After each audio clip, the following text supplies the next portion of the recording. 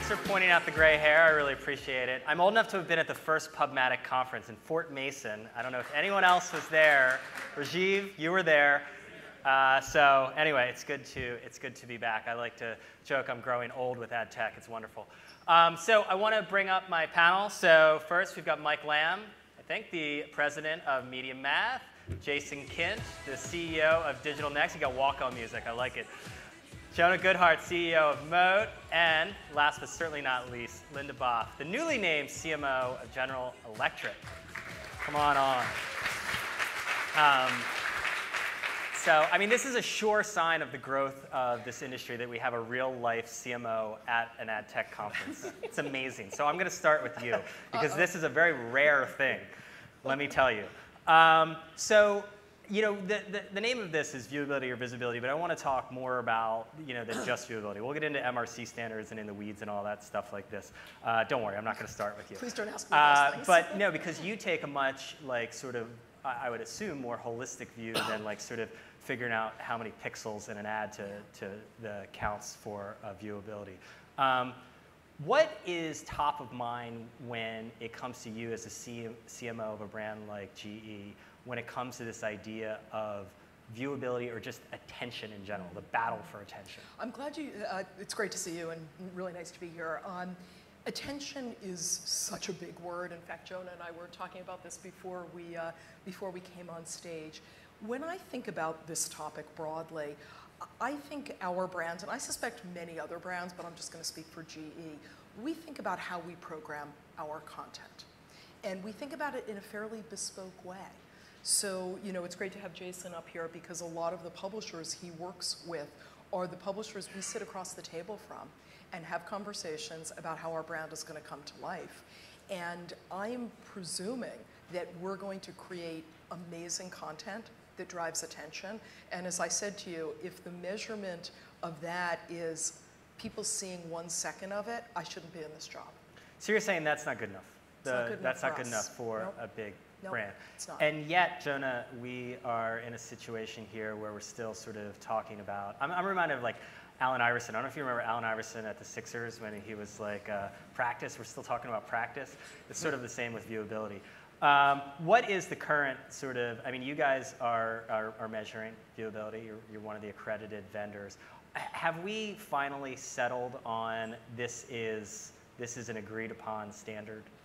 Yeah, I think we're more or less there. I think that there's a couple of nuances to the definitions, but I think what's important is that we pick a baseline and build from there. As Linda said, it's not about success being that the ad was there.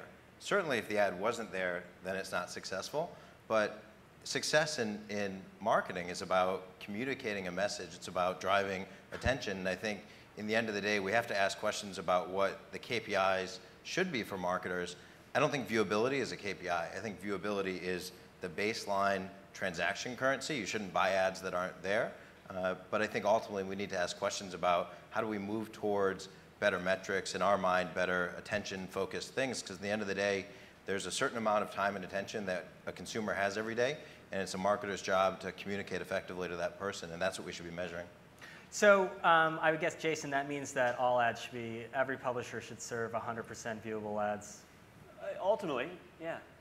No, ultimately, I think that's the goal, and that's why when viewability first was kind of laid out almost 3 years ago, there was strong interest from the publisher side in having the standard, because it's literally the beginning of the discussion. It's the beginning of attention. It's the beginning of engagement, whatever you want to call it. It's the building block. And so let's agree that there has to be an opportunity to see an ad. That's a good thing for everybody, whether you're an advertiser, a publisher, or even a consumer, I would argue, that the ad should be on the screen. Yeah, so I mean, you said opportunity to view an ad, not that the ad was viewed. It's just semantics, because viewing the actual ad, you get into a rat hole of metrics and measurement that I think the industry, we're just very clearly, from the beginning, we described it as an opportunity to see the ad. That's what we're all working towards, and that's a starting point. Then you can start talking about, did they actually see the ad, or how long was the ad exposed? I mean, you think about just the real value in an advertisement. It starts with the exposure of the ad, which we've now defined as it's viewable. There's an opportunity to see it. And it goes towards when the consumer decides to do something else, or they click on the ad or whatever it is. And so that's where we ultimately are going, but we have to start with the building block, the brick. Yeah. So Mike, what challenges still remain? I would say two things. It's a good conversation. It's moving in the right direction. We're on our way to talking about what we should really be talking about, I think, which is attribution and real business outcomes. So to what extent did this touch point with the consumer meaningfully change behavior? From where we sit, we have sort of an interesting perspective seeing thousands of different advertisers tackling that problem. I can tell you more than half of them don't impose the requirement that the ad be viewable before it gets attributed credit for some subsequent behavior. And that feels like a real gap, a real gap in true common sense. Why would they not do that? That's crazy. You know what, the first thing that happens when you impose that requirement is that one's effective CPAs all go up, right? Because you have a whole set of conversions being linked to touch points that were never seen. And that, depending on who you are in the value chain, that's a problematic development and lots of reason to leave it sitting there. The other reason, actually, is that it's still quite hard to predict ex ante which ads will end up being viewable. We get to see the good work that all of the measurement providers are doing across this space, and we get to see how rarely they agree with each other. So on the pre-bid side, we see maybe 60% correlation between the pre-bid point of view on viewability or visibility between the providers. And we see maybe, by the way, 80% correlation with their own post-view view of viewability. Mm-hmm. So the common sense logic is there. That's where we're all moving, is this dollar was wasted if it wasn't seen, for sure. But how best to shape my spend to efficiently get my message in front of the consumer, still a lot of work to do. Jonah, why are there we've been talking about these discrepancies for a while. Yeah. Why do they still exist? Or is it good for you guys that they still exist because it differentiates the different vendors from each other? No, not at all. I don't think discrepancies are a differentiator. It's not a business model? Not a good business model. No, I think they exist because the market has set definitions and has allowed companies to come up with their own way of tackling the problems. I think the problems in ad tech are many. It's essentially a set of connections that communicates with a set of other connections inside of 10 iframes. And so there are challenges from a technology standpoint that different companies deal with at different levels. And so not everybody has the same ability to measure the clear definitions of what a viewable ad is. I think where we get into real challenges, Michael said there's 80% correlation between the actual measurement of viewability by most of the big companies. I think that's right. When we get into something like, not to jump topics, but ad fraud, there's no agreement on what it is, on the definitions, on how to measure it, on the level of transparency around how different people define it. And so I think part of measurement is about having consistent methodology, having apples to apples comparison capabilities. And I think we have to start there and apply that to everything we're doing. So viewability, I wouldn't say we're perfect, but I think we're getting to a pretty good place. And in the end of the day, it doesn't have to be perfect. It just has to be a baseline that a marketer will use to make decisions. And I think for a lot of the marketers that we work with, they're there already. They're transacting on viewable ads. They're not paying for ones that are not for the most part. And I think that's just the way of the world. So Linda, from a CMO's view, because you can't be totally, I know you know all this stuff, but you can't be totally in the weeds of all this stuff. How much does all of this matter? I'm sure you're like, hey, sort it out, but is all this discussion around MRC standards and what percentage and how many pixels should be viewable, or even around ad fraud, does it really matter that much? Yes and no, to be honest. So every discussion that I sit in, and I sit in a lot of our discussions with media partners, with publishers, with agencies, I always start with our audience and work backwards. So to me, the person that we want to reach has to have an experience that we wouldn't hate to have.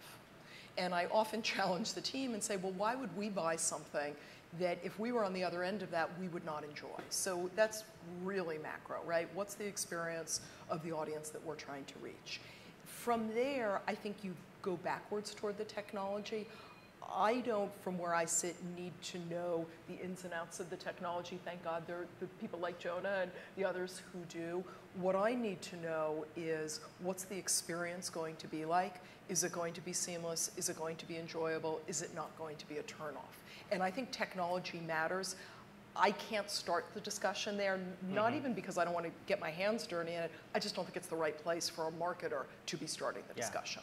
So, Does that make sense? Yeah, no, it makes total sense. So, I mean, you actually mentioned the consumer, which is also rare in an ad tech conference, which is very refreshing. So what do you make of the ad blocking? Because that seems to me to be like a reaction by a growing and a significant part of the consumer base against all of this stuff that's happening with advertising technology and with programmatic. Yeah. Clearly it's such a big topic right now. I mentioned this to Brian backstage, but I think the last time GE led with a creative asset that was a banner was 2013. So it's been 2 years plus, going on 3 years, since that was our lead creative asset. And the reason I use that as a way to start to answer the question on ad blocking is, I think sometimes there's an expression in advertising, the client gets what they deserve. I think sometimes the marketer gets what they deserve in this case. And if marketers, and this is GE, this is everybody who's thinking about how to promote what their service is serving crummy content, I think the prevalence of blocking is going to continue. I've noticed it as a user. I find that I'm seeing less, and I think that's a result of blocking. But I think it's a problem that we can all either add to or hopefully start to take away from. Yeah, Jason, I want to talk about this nexus between, okay, everyone wants viewability. Well, I don't know if the consumer wants viewability, but the marketer wants it, the publisher wants it, the technology companies want it. And then there's the issue of ad fraud. I don't know, the nexus of all of these things together, because it seems like in trying to satisfy viewability requirements, that means more tags on pages, in trying to, and then it leads to just worse experiences and stuff like this. Is that something that you're hearing from you represent premium publishers? Yeah, no, that's exactly right. The connection point between all of this, and I actually was on stage a year ago talking about this a bit. And when I look at our premium publishers, we have 70 premium publishers. So New York Times, ESPN, Box, Refinery 29, Pure Plays, brands that you've known for decades. All of those brands, their value in the marketplace is the trust of really two stakeholders, consumers and advertisers, and giving them confidence that they're going to get the value that they expect in return. And there are issues in that triangle between those three stakeholders, significant ones. And viewability was the one we started talking about in the last couple of years. And just do some math on this, that when Google put out data that 50% of all ads were not viewable. What does that mean? That means money is flowing to places where the ads aren't actually ever on the screen, so they're not aligning with consumption, and monetization is not aligning with consumption. It's a pretty fundamental thing. You want monetization and advertising to align with actual attention and consumption. Fraud, there's $6.3 billion of US ad fraud in the marketplace. That's more than the collective ad revenue of our entire membership. So it's going to bots, right? And now you enter ad blocking into the discussion, where you have consumers basically boycotting advertising because they don't feel like they're getting treated, either their bandwidth or their experience or their privacy, whatever it is, isn't being treated with the respect it should. That's a big deal. The connection point to all this is, in my mind, is building a better experience for consumers. And I think premium publishers are in a special place there, and I think great brands are in a special place there to make that happen. And I think we have to do a lot more work on this. I mean, there is a morass there is a connection point to ad tech, by the way, and I said this on the stage last year, and I'm still alive a year later. There is a morass of ad tech. There absolutely is, and we need to solve that. Do you have an escape route plan from here? Yeah. You're just going to go out the back. Yeah. Yeah, Anyway, Linda, I'll pause. I was just going to, Jason's hit such a good point. I think it's hard work.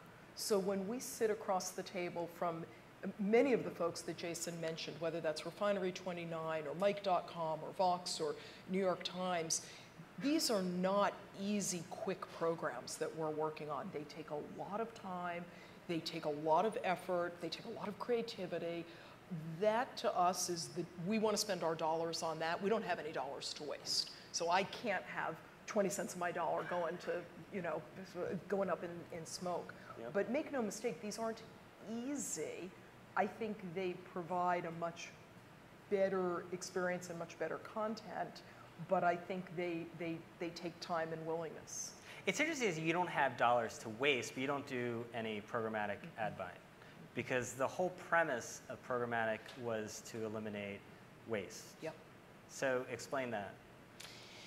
So we have we have a philosophy at GE, which is that we shout louder than we spend. Our budgets, which I won't disclose, are so much smaller than you could ever fathom. I promise you that for a brand of our size and our values. So literally every dollar has to count. And that might mean that we spend money on Snapchat and doing Snap Stories, or being first to platforms. You and I have talked about this in the past, which we put a premium on. We don't put a premium on programmatic because there's just too much that we're leaving to out of our control. It's just not the experience that we think we can create. Yeah, Mike, what's your counter to that? Oh, I might go back, Brian. You introduced programmatic as fundamentally being about waste and efficiency. Seems to me that's the original sin of all this. Like, efficiency drives you to optical metrics and making them better. My silver bullet is effectiveness. Like, let's talk about whether the ads are working, driving change in behavior. Robots don't buy stuff. An ad that I don't see can't cause me to behave differently later. An ad that actively annoys me and pushes me closer to opting out of the whole ecosystem isn't building the brand. And that one comes back to really us on the buy side. We have to be demanding more of our advertising. We have to have a clear set of business goals. We have to have a way to measure it. And that is the true north that helps us avoid all of these pitfalls. And programmatic, if we had rewind, could just as much have been about effectiveness from day one as it was about efficiency. Well, it's probably an easier selling point, right, Jonah? I mean, it's easier to sell. Hey, we'll save you money. You're wasting a lot of money, so you'll get clicks for less. I mean, the reality is that for a long time, and I think it's changing a bit now, but for a long time, programmatic was, as literally they called it, tier 2 inventory. It was the inventory that a publisher didn't sell would go to programmatic. It was a great euphemism. And I think it's had a hard time getting out of that. But the reality at this point is I don't think the automation, instead of calling it programmatic, the ability to automate how we make decisions about where an ad shows up is necessarily the significant difference anymore. I think everything that can be automated should be automated. And I think that it shouldn't be about what the inventory is that you're buying at the end of the day. But I want to come back to what Michael said, because I think he's exactly right. I think we need to have more conversations about outcomes. In the end of the day, something like 93% of all retail still happens offline. And without knowing the specifics, I don't think anybody's ever bought a jet engine on Amazon or anything similar. Not yet. So not yet, at least. So in the end of the day, we have to ask questions about how we're actually measuring success. I think we throw around the words performance very often in this industry, yet it doesn't actually equate to the performance that most marketers really care about, which is ultimately moving product and increasing the positive nature that consumers have towards their brands. And I think when I talk to our partners, Unilever and Nestle and Anheuser-Busch, this is what they stay up all night thinking about, is how do they move product, how do they improve favorability towards their brands. They think of that as performance, and I think the issue is that we've had a hard time as an industry connecting that back to what decisions we make in digital, and I think we have to spend a lot more time focusing on that aspect in order to move forward. The word impact comes to mind. Yeah. What's the impact you can drive versus the pure efficiency? Because efficiency without impact, outcome is a great word, sort of worthless, right? Yeah. What does it really do? So Jonah, how do we end up aligning all of the interests? Because it seems like, and I go back to ad blocking because I think it's sort of a warning sign of the interests of publishers, marketers, and particularly people in the middle at some point have really broken apart from the interests of the consumer. And that this is a clear statement that people are actively taking steps, as Jason said, to boycott, to opt out of all of it. Shows that everything that's been going on for the last 15 plus years has sort of not worked in a way, and maybe because it was just optimizing to efficiency. So how do you get to a place where it works for all sides? So I actually think that there's a fallacy in the idea of ad blocking. I don't think people are blocking ads per se. I think the effect is that they block ads. What they're blocking is a bad consumer experience. Right. And I think as any of us go to surf the web, we notice it. We notice that it's not that fun, that it takes a long time for everything to load, that this idea, no matter how fast your connection is, everything just seems to not be totally smooth. And I think that's across the board. I think we're at some level in if you go back to right before we had the iPhone, I think we're kind of there. I think we're right before we have some big breakthrough in consumer experience that we're all going to look back and go, oh, that's a much better way to do it. And I think we have to think about how do we actually create the right consumer experience. Honestly, I really don't think that people mind the ads. In fact, when they're good ads, we like them. It's how most of the people in this room know most of the products that they buy every day. And so I think we have to ask a different question, which is how do we make the consumer experience better? I don't think the ad tech industry, nor marketers, nor publishers have purposely gotten to this point. I think it's been an evolution. And I think we have to step back and say, what's the right consumer experience to drive attention and positive impact from consumers? Yeah, and trust too, Jason, right? I mean, yeah, and I want to pull out a word that you're using, which is the people, the customer, right? And so all of these issues, and my escape hatch, by the way, on the other issue, like the technology and what we're doing is extremely powerful. So if you just think about programmatic, like I am the biggest believer in programmatic. And I said that last year, like the technology and what the ad tech can do is critical. But it takes the people and the humans to set the rules and determine like how the programs are going, how the algorithms are going to be queued and what companies and what policies are going to be put in place. That's the exact issue with ad blocking too. Like we need people to reinsert themselves into creating great human experiences. And it applies to each of these things. Even fraud, we put out research 2 weeks ago that was quite groundbreaking. That premium publishers, we basically did the exact same test that the marketers had done. A year later, we had White Ops, the same security firm, do all of the research. And the data showed that fraud was 90% lower on the video across premium publishers. The interesting insight that came out of it was not that it was because of technology. It was because of the economic terms and the people who set the rules at these companies and the way that they actually create experiences. So I bring that up only from the standpoint of like, it's going to take people and real work and real time and attention and money to solve these problems. It can't be just let's plug in some technology. So you circle that back to ad blocking. All the solutions that I'm hearing right now are more solutions that lead to more of a tech arms race and people battling with technology, trying to get ads through or trying to block the blockers. And people are talking about blocking the blockers that block the blockers. It's just absurd. Like we need to get back to the customer.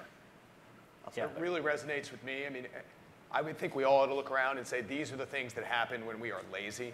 Right. And when we're lazy, on the sell side and we run an auction that just optimizes for the in the instant bid without thinking about what it does to bounce rates 5 minutes later, what it does to opt-out rates, it's just lazy.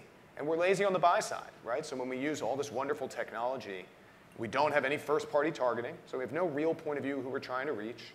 We're just taking what's out there, and we're measuring it on these proxy metrics because of some efficiency mandate.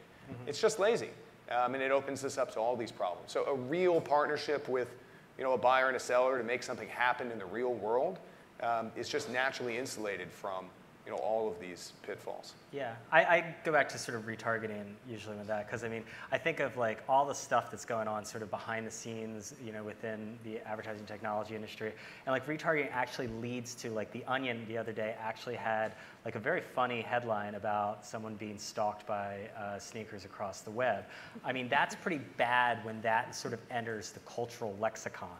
Like retargeting is actually a part of people making fun of advertising. So Linda, what's one thing that you would like to see changed when it comes to the advertising technology world? I think it's a little bit reflective, Brian, of the conversation we're having here. I think people should be part of the conversation. I think customers and consumers and experience need to be part of the conversation. Look, while GE may not be a programmatic buyer, I agree with a lot of what was said here. I think programmatic is good for the right brand if it's done well, or using it as, based on our strategy. But I think when ad tech ignores the fact that there are people on the other end who are receiving these messages, and it does become about, you know, sort of this race to efficiency and race to, you know, what % of an ad is, or what % of the time is it viewable. I worry that that negates a whole important part of the conversation. Yeah, so Jonah, how do we get the consumer actually to be more central? Maybe we can start to have like consumer experience panels at tech I mean, at some level, I think shifting a focus to attention does that. In the end of the day, we haven't innovated past 24 hours of time in a day. Maybe GE will invent something. But we're not there yet, and unless you have kids, you sleep roughly the same amount of time every day. You use your devices increasingly large part of that day, and you have a limited amount of time and therefore attention that you can effectively spend every day. I think attention is democratizing. I think attention asks the question, what do consumers choose to do with their time? What are they focused on? What sites? What ad experiences?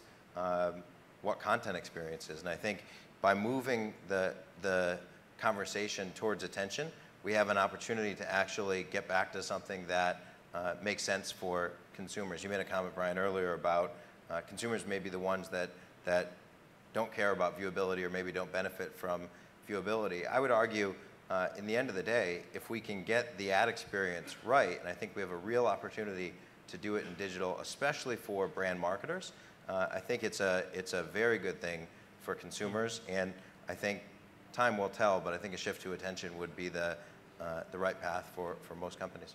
Yeah, Justin was up here earlier mentioning, you know, the proliferation of different modes of media, whether mobile and stuff. How challenging is that when it comes to, you know, just return to the viewability issue? How much more challenging does that make, you know, the measurement side? Yeah, I mean, there's operational issues in mobile, particularly in app. Mobile web is more or less the same as desktop.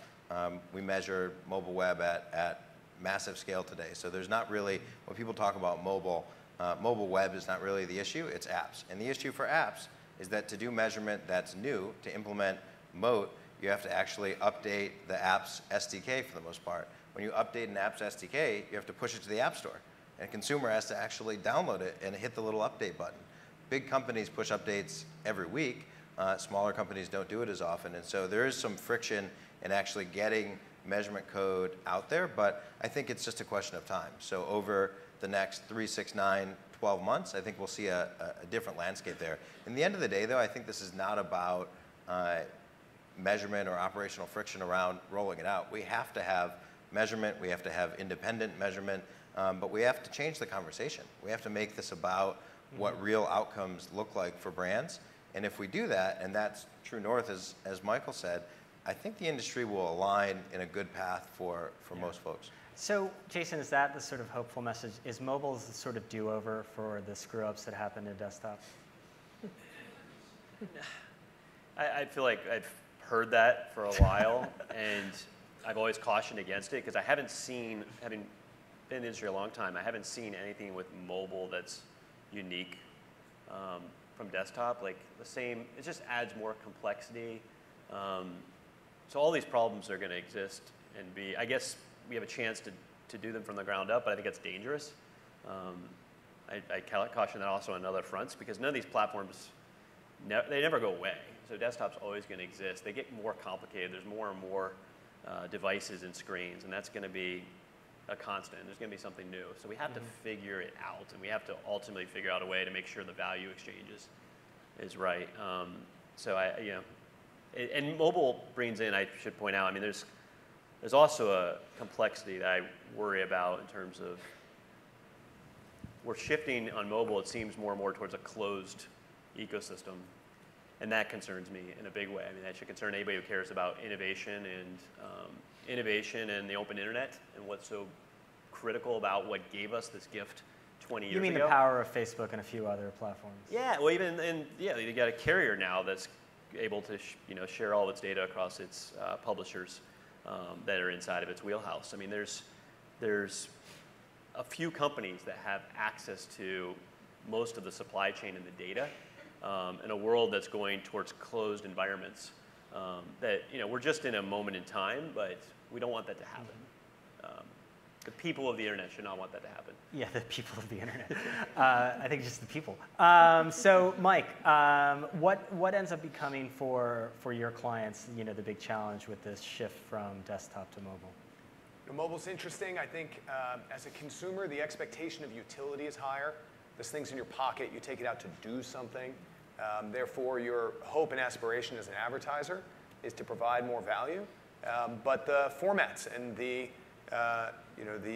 landscape is much, much smaller. So you have the heightened challenge as an advertiser of providing a lot of value in a very little piece of landscape.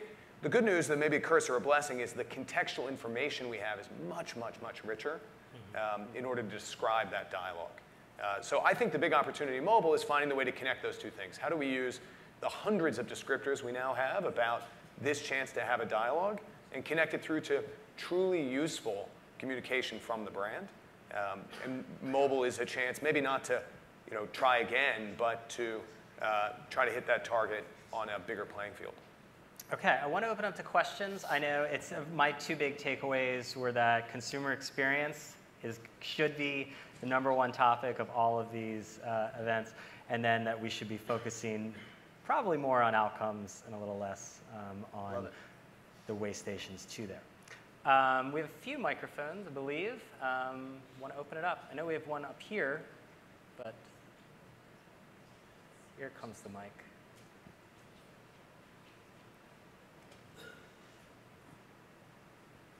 Good morning, and thank you. I'm a publisher of a startup site. And I just want to go back to what Rajiv mentioned earlier, because I think it captured this as far as it started off as content is king, and now relevancy is king. And with our startup, of course, now is thinking more strategy as mobile first, and how our consumer is consuming our content. Linda, I was listening to what you said regarding the relevancy of course, the consumer experience. Do you find that when you're dealing with your strategy for mobile, because here is this user that, as you said, first thing in the morning, they're logging in, that experience now cannot be just translated in the traditional type of advertising that mobile offers, but in this more of a native content integration. Do you find that that is the direction? I know with GE, it's more about the halo effect around the brand aligning with content. Do you see us as publishers now having a responsibility to bringing in marketers' content to weave it into for a better user experience? Yeah, it's a great question. And I was going to touch on something about this before, so I'm glad you asked. So for us, like everybody else, people are spending, the shark has jumped. Mobile is where people are spending more of their time. So that's led us to do all kinds of different things. I mentioned Snapchat before.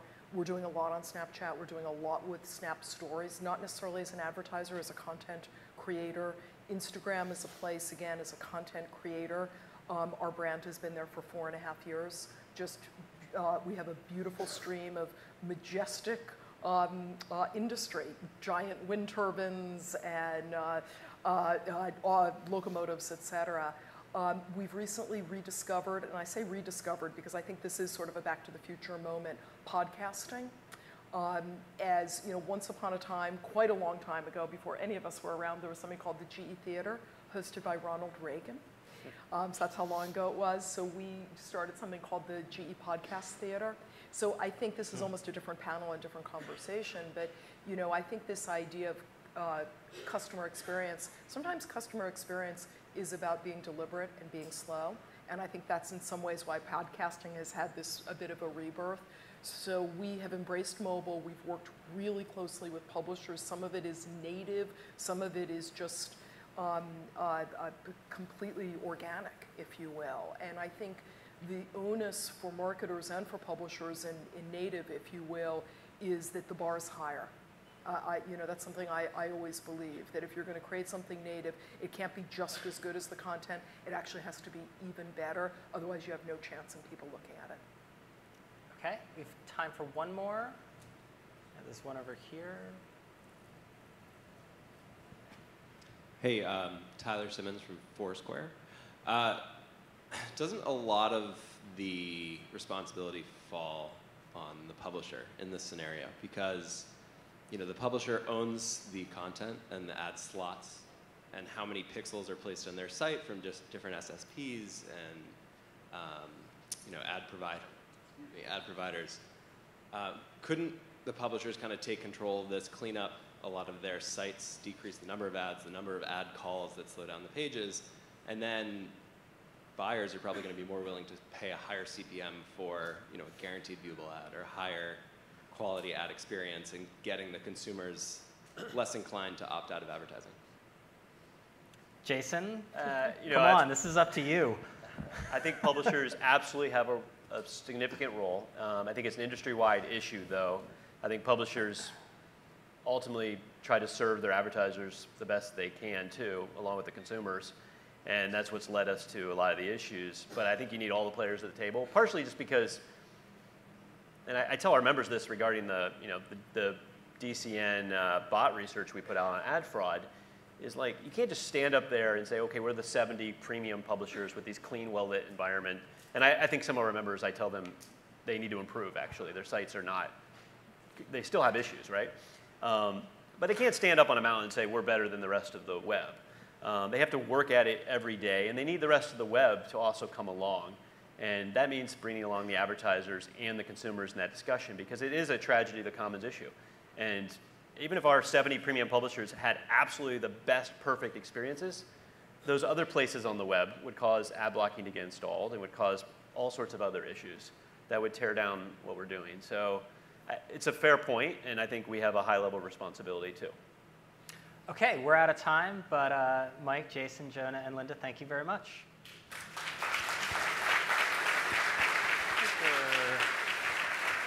Thank you, sir. Appreciate that. Linda, thank you so much. Thanks so much. Jonah, always a pleasure. Thank you. Jason, thank you, sir. Michael, thank you. Listen, we want to keep the activity going. As a result, here's what we're doing. We're going to ask you to just take a 5-minute break, not the 15 that we had planned. Coffee's outside right here at this station here, as well as some snacks. Come back in. We're going to get started back up in 5 minutes' time. The next 2 sessions are going to be really informative. We're going to be hearing from Brian Weiser, an analyst, as well as our keynote for the morning from Michael Kasem from MediaLink. All right, see you guys in 5 minutes.